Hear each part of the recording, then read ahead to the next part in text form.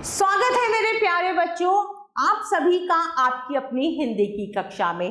तो हम सब अध्ययन कर रहे थे सचित्र हिंदी व्याकरण भाग 2 जो एड्यूराइज India by Amit publication house द्वारा प्रकाशित है। तो आज हम शुरू करेंगे पाठ संख्या 18 और पाठ का नाम है कहानी लेखन। तो चलिए शुरू करते हैं। सबसे पहली कहानी है छोटा हूं तो क्या।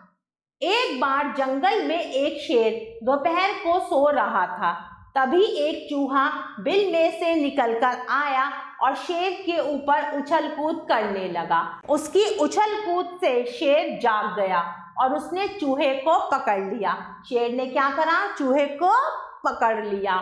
चूहा डर के मारे थरथराने लगा और उसने शेर से कहा, क्या कहा चूहे ने शेर से?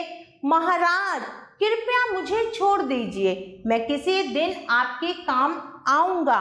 शेर उसकी बात सुनकर हंसा और बोला, तुम इतने छोटे हो, तुम भला मेरे किस काम आओगे?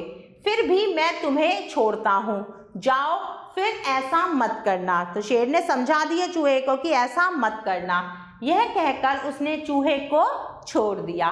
कुछ दिनों के बाद उस जंगल में एक शिकारी आया और उसने जाल बिछाकर शेर को पकड़ लिया। शेर ने जाल तोड़ने की बहुत कोशिश की मगर जाल मजबूत था। शेर जोर जोर से दहाड़ने लगा। शेर की आवाज़ सुनकर चूहा बिल से बाहर आया और शेर से बोला, क्या बोला चूहा शेर से? महाराज आप फिक्र मत कीजिए, मैं अभी आपका जाल काट देता हूँ। यह कहकर चूहे ने शेर का जाल काटकर उसे मुक्त कर दिया। इस पर शेर ने उसे धन्यवाद दिया और कहा, तुम भले ही छोटे हो मगर तुमने आज मेरी जान बचाई है, मैं सदा तुम्हारा ऋणी रहूँगा। तो इस कहानी से हमें क्या शिक्षा मिलती है? कोई छोटा बड़ा नहीं होता, प्रत्येक का अपना महत्व होता है।